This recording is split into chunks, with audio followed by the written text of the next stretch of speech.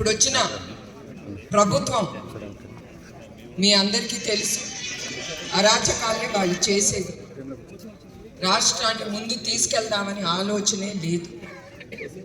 ఇప్పుడు మనం గంజాయి గురించి మాట్లాడితే మొన్నే మీరు వినుంటారు, 25,000 కిలోలు అంటే ఎన్ని లక్షల కోట్ల దాని విలువ మీరు చూడాలి, ఆలోచించాలి. దాంతో ఏం చేసుకుంటారండి? ఆ డబ్బుని వాళ్ళు ప్యాలెస్లు కట్టుకుంటారు, వాళ్ళ పొట్టలు నింపుకుంటారు, ప్రజల్ని తప్పుడు దారికి తీసుకెళ్తారు.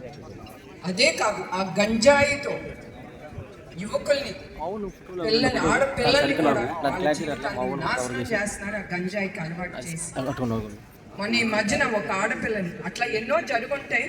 నాకు తెలిసినంత వరకు నేను చెప్తున్నాను, నాకు తెలిసి అంతవరకు ఇంకెన్ని జరుగుతున్నాయో ఈ రాష్ట్రంలో మనకి తెలియకుండా.